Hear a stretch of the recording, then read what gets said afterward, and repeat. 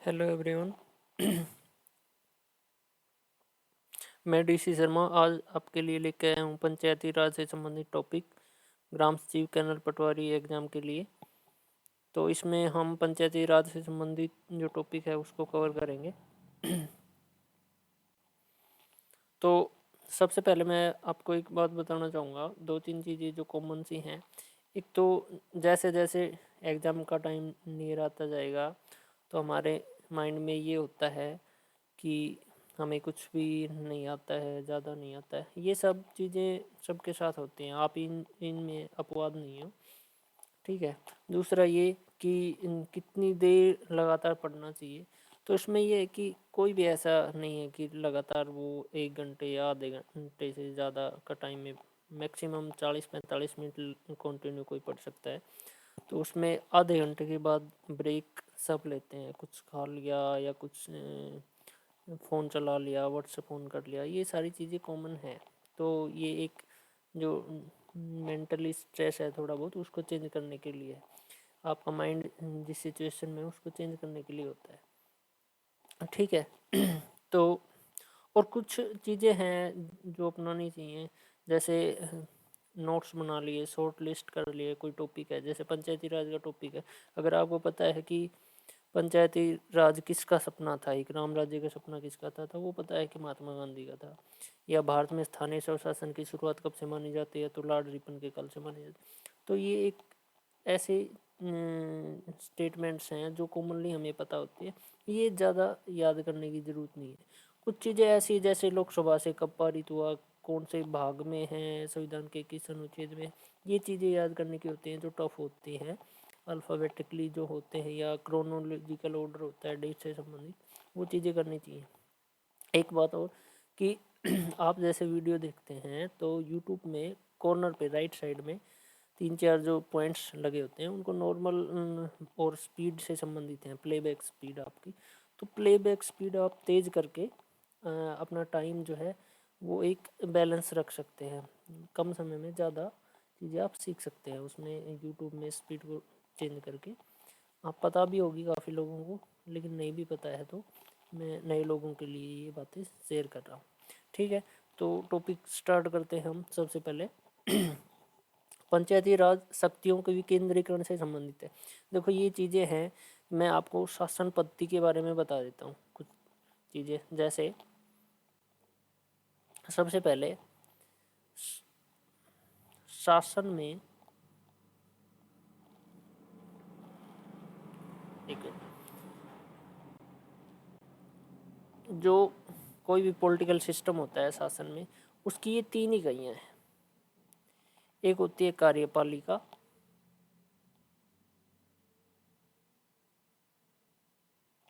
दूसरी होती है विधायिका, और तीसरी होती है न्यायपालिका।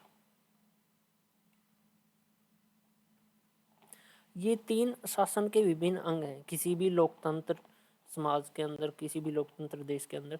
चौथा जो होता है फोर्थ, उसको बोलते हैं फोर्थ एस्टेट भी कई बार बोलते हैं, वो बोलते हैं मीडिया को, पत्रकारिता को। जैसे विधायिका, संसद, और राज्य में होते हैं विधानमंडल। अगर देखा जाए ये 2 स्तर हो गए शासन के, सेंट्रल लेवल पर संसद हो गई और सेकंड लेवल पे राज्य के स्तर पर विधानमंडल हो गया, ठीक है, विधानसभा और विधान परिषद जिसमें होती है। और तीसरे लेवल पे डिस्ट्रिक्ट लेवल पे, तो ये तीसरे लेवल की शुरुआत है, पंचायती राज व्यवस्था है ये तीसरे लेवल की शुरुआत होती है। एक होता है केंद्रीयकरण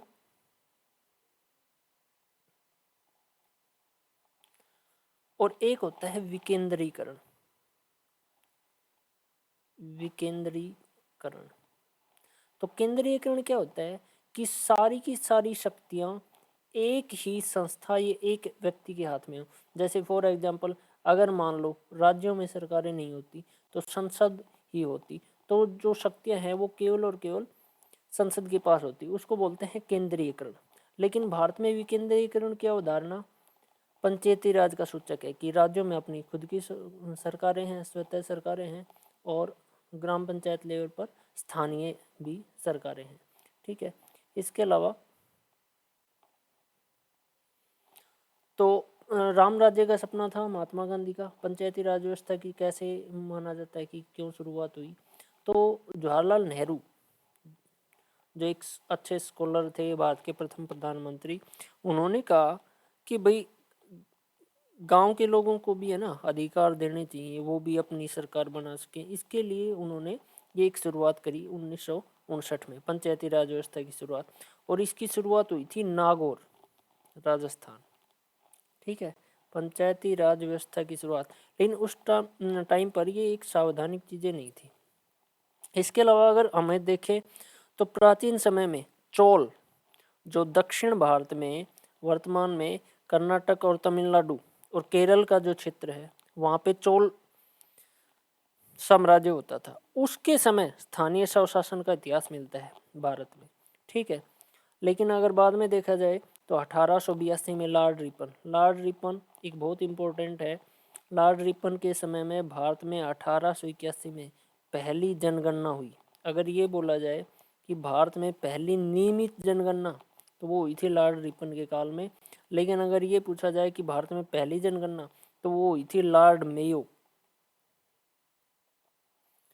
और लॉर्ड मेयो के गोली मार के हत्या कर दी गई थी। और इन्होंने अजमेर में मेयो कॉलेज भी खुलवाया, लॉर्ड मेयो। तो अगर जनगणना की शुरुआत तो वो लॉर्ड मेयो के टाइम में, लेकिन अगर नियमित दशकीय जनगणना जो 10 साल बाद होती है, वो हुई थी लॉर्ड रिपन के टाइम में। और इसी को भारत में स्थानीय स्वशासन का पिता कहा जाता है, लॉर्ड रिपन को।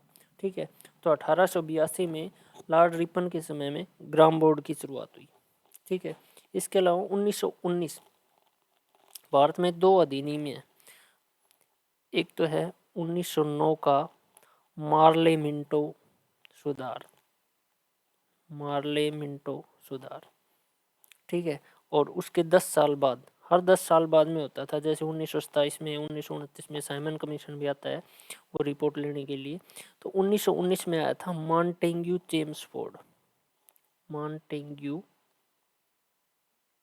Chelmsford act. उसको बोलते हैं भारत शासन अधिनियम 1919। ठीक है, तो ये जो भारत शासन अधिनियम 1919 है, इसके तहत प्रांतों में द्वैध शासन की शुरुआत हुई। ठीक है, 1919 में प्रांतों में द्वैध शासन की शुरुआत हुई, यानी कि दोहरे शासन की। ठीक है, दोहरा शासन या द्वैध शासन। नेक्स्ट, कई पंचायतों के समूह को जनपद कहा जाता है, जैसे यूपी के अंदर कहा जाता है, खास करके उत्तर प्रदेश में। ठीक है, उन्हें जनपद कहा जाता है। फिर जब संविधान लागू हुआ 26 जनवरी 1950 को, तब क्या था, अनुच्छेद 40 में राज्यों को स्वायत्तता दी गई थी कि वो ग्राम पंचायत से संबंधित प्रावधान कर सकते हैं। और ये था नीति निर्देशक तत्व या नीति निर्देशक सिद्धांत, जो कि आयरलैंड के संविधान से लिए गए। नीति निर्देशक तत्व संविधान में आयरलैंड के संविधान से लिए गए। उनमें क्या था, जैसे अनुच्छेद 36 से लेकर अनुच्छेद 51 तक नीति निर्देशक तत्व दिए गए। आपको पता है, भाग 4 में, संविधान के भाग 4 में अनुच्छेद 36 से 51 नीति निर्देशक तत्व दिए गए हैं। तो उनमें अनुच्छेद जो 40 है वो संबंधित है ग्राम पंचायतों के गठन से संबंधित प्रावधान है। ठीक है, जैसे अनुच्छेद 39 है, वो निःशुल्क विधिक सहायता से संबंधित है, निःशुल्क विधिक सहायता। ठीक है, अनुच्छेद 38 लोक कल्याणकारी कार्य करने, राज्य का कर्तव्य बनता है कि वो जन समूह के लिए लोक कल्याणी कार्य करे। ठीक है, तो ये अनुच्छेद 40 में ग्राम पंचायतों से संबंधित गठन का प्रावधान है। एक बात और, जो मूल अधिकार होते हैं और नीति निर्देशक सिद्धांत होते हैं या नीति निर्देशक तत्व जो होते हैं, उनमें एक सबसे बड़ा डिफरेंस है कि अगर किसी व्यक्ति के अधिकार उसके प्रताड़ित होते हैं, शोषण होता है, तो वो न्यायालय की शरण में जा सकता है। ठीक है। लेकिन नीति निर्देशक तत्वों को लागू करवाने के लिए न्यायालय की शरण में नहीं जाया जाता। जैसे फॉर एग्जाम्पल सड़कें बनाना, वो कर्तव्य है राज्य का, लेकिन कोई व्यक्ति ये नहीं जा करके कह सकता कि सड़कें राज्य ने नहीं बनवाई हैं कोर्ट में जा करके। तो वो एक बिग डिफरेंस है इसमें मूल अधिकारों में और नीति निर्देशक तत्वों को। ठीक है, ये एक तरह से राज्यों के कर्तव्य हैं,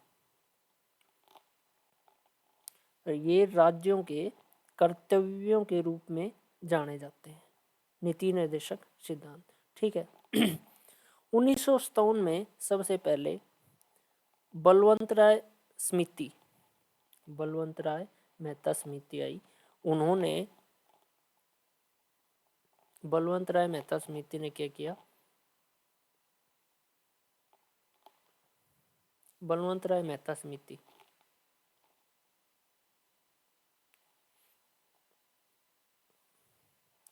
तो बलवंत राय मेहता समिति ने 3 स्तर पर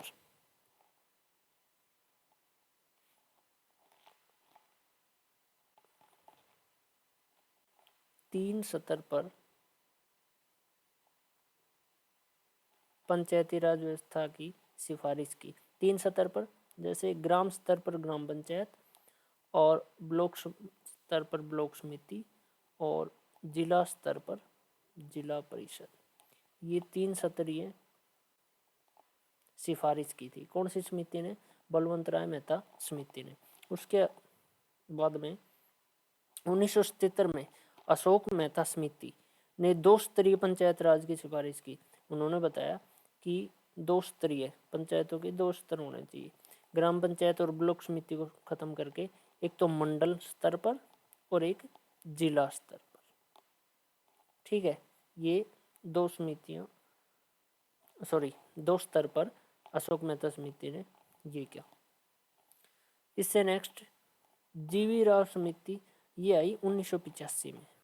ठीक है, और इन्होंने ये कहा कि पंचायती राज व्यवस्था को 4 स्तर पर होना चाहिए। कौन सी समिति ने? जीवी राव समिति।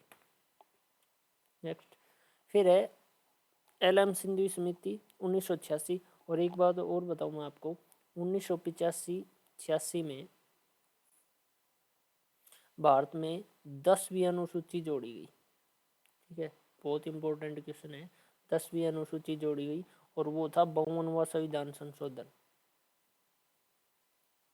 क्या था उसमें कि अगर किसी भी पार्टी के सदस्य चुनाव लड़ करके जीत करके दूसरी पार्टी में चले जाते हैं तो वो दल बदल अधिनियम के तहत आएंगे, और विधानसभा में है तो विधानसभा अध्यक्ष, और लोकसभा में है तो लोकसभा अध्यक्ष को ये अधिकार है कि वो उनकी सदस्यता से संबंधित जो भी कंट्रोवर्सी है, जो भी विवाद है, उसका निपटारा कर सकता है। ठीक है, ये थी। लेकिन अगर मान लो किसी पार्टी के 33% सदस्य किसी या उससे अधिक सदस्य दूसरी पार्टी में चले जाए तो वो दल बदल अधिनियम के तहत नहीं आएगा। ठीक है, तो 1985 में 86 में ये एल.एम. सिंधवी समिति ने त्रिस्तर का दर्जा व आर्थिक रूप से निर्भर बनाने में अनुशंसा की। देखो एक चीज कॉमन है, 1957 में जो बलवंत राय मेहता समिति थी उसने भी ये कहा कि 3 स्तरीय, और एल.एम. सिंधवी समिति उसने भी 3 स्तरीय की सिफारिश की। अब कई बार आप अगर कंफ्यूज होते हैं कि पहले कौन सी आई, बलवंत राय मेहता समिति आई या फिर अशोक मेहता समिति आई, तो देखो अल्फ़ाबेटिकली हम कर लेते हैं। ए पहले आता है, लेकिन यहाँ पे विपरीत है, ए बाद में आया है, यानी कि बे पहले आया है। तो बलवंत राय मेहता समिति सबसे पहले 1957 में, और उसके ठीक 20 साल बाद अशोक मेहता समिति 1977 में। ठीक है, यहाँ से ऐसे आपका कंसेप्ट क्लियर हो जाएगा। उसके बाद में पी.के. थुंगन समिति व गोडलिन समिति ये आई थी 1988 में, और इन समितियों ने ये कहा था कि संवैधानिक दर्जा दिया जाना चाहिए।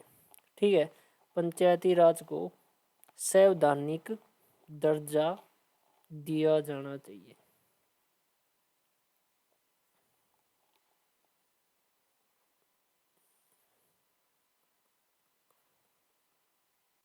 ठीक है, नेक्स्ट पंचायती राज विभाग, यानी कि जो पंचायती राज अधिनियम है, जो बिल था वो 22 दिसंबर 1992 को लोकसभा से और 23 दिसंबर 1992 को राज्यसभा से पारित हुआ। ठीक है। इसके बाद और उस समय भारत के जो प्रधानमंत्री थे, मैं बता दूं आपको कि पीवी नरसिम्हा राव थे। ठीक है, पीवी नरसिम्हा राव। ऐसा माना जाता है कि 18 भाषाओं के जानकार थे और इनको आधुनिक भारत का चाणक्य भी कहा जाता है। आधुनिक भारत का चाणक्य। ठीक है, किसको? पीवी नरसिम्हा राव को। तो 20 अप्रैल 1993 को राष्ट्रपति ने स्वीकृति दी। 24 अप्रैल 1993 को पंचायती राज लागू हुआ। इसीलिए पंचायती राज दिवस मनाया जाता है। पंचायती राज दिवस वो मनाया जाता है 24 अप्रैल को। ठीक है। देखो, मूल संविधान यानी कि 1950 में 8 अनुसूची थी भारतीय संविधान में। फिर 1951 में 9वीं अनुसूची जोड़ी गई। 1985 में 10वीं अनुसूची जोड़ी गई जिसमें दल बदल का प्रावधान है। और 1993 में जब पंचायती राज लागू हुआ तो 11वीं अनुसूची जोड़ी गई। ठीक है, तो ये 11वीं अनुसूची में है और भाग 9 में शामिल है। याद रखना कि पंचायती राज 11वीं अनुसूची में और संविधान के 9वें भाग में शामिल किया गया। पंचायती राज में कुल 29 विषय हैं। ठीक है, 29 विषय हैं और ये 243 ए से लेकर के और 243 ओ तक। ठीक है, भारतीय संविधान के अनुच्छेद 243 ए से 243 ओ तक इनका प्रावधान है।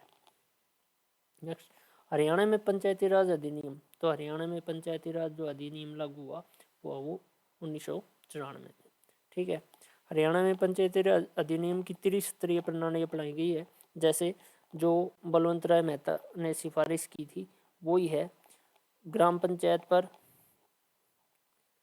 पंचायत, ठीक है, ग्राम पंचायत, ब्लॉक स्तर पर ब्लॉक समिति और जिला स्तर पर जिला परिषद होती है। पंचायती राज में भी 280 धाराएं हैं और 22 अध्याय हैं। वैसे भारतीय संविधान में भी 22 भाग है। ठीक है, 395 अनुच्छेद, 22 भाग है और 12 अनुसूची है, शेड्यूल। ठीक है, तो पंचायती राज में 22 तो है अध्याय और 280 धाराएं। पंचायती राज में ग्राम सभा की, वैसे कॉमनली मैं बता दूं, 1 वर्ष में ग्राम पंचायत की तो होनी चाहिए कम से कम 3 बार बैठक। ठीक है, 3 बार बैठक होनी चाहिए कम से कम। और ब्लॉक समिति ब्लॉक लेवल पर और जिला लेवल पर जिला परिषद में इनकी बैठकें 1 वर्ष में 6 बार होनी चाहिए, कम से कम 6 बार इनकी होनी चाहिए। पंचायत में कम से कम 6 सदस्य व अधिक से अधिक 20 सदस्य होने चाहिए। ठीक है, ग्राम पंचायतों के लिए ग्राम में एक सचिवालय होता है। ठीक है, सचिवालय होता है। अगर मान लो कोई ग्राम पंचायत का मुखिया है, जैसे हरियाणा में उनको सरपंच कहा जाता है, अगर उसको हटाने के लिए कोई मतदान किया जाता है तो वो 67% होना चाहिए। ठीक है, 67% मतदान उसका होना चाहिए, तब जाकर के वो उसको हटाया जाता है। एक बात और, पंचायती राज में एक नियम और है, राइट टू रिकॉल का। ठीक है, राइट टू रिकॉल का नियम भी पंचायती राज में शामिल है। ठीक है, अब बात आती है आरक्षण की पंचायती राज में। तो पंचायती राज में आरक्षण से संबंधित ये था कि 33% आरक्षण था पहले महिलाओं को। ठीक है, पंचायती राज में महिलाओं को 33% आरक्षण था, लेकिन वर्तमान में 50% कर दिया गया है। 20 से ज़्यादा ऐसे स्टेट हैं जिनमें 50% से अधिक आरक्षण है। और अगर ये पूछ लिया जाए कि 50% महिलाओं को आरक्षण देने वाला पहला जो स्टेट था वो तो था बिहार। ठीक है, पहले नंबर पर बिहार था। हरियाणा में भी वर्तमान में महिलाओं को 50% आरक्षण है। पंचायती राज में है। लेकिन हरियाणा में ई संवाद, तो हरियाणा में ई संवाद जो कार्यक्रम शुरू हुआ था वो हुआ था 26 अप्रैल 2015 को। ठीक है,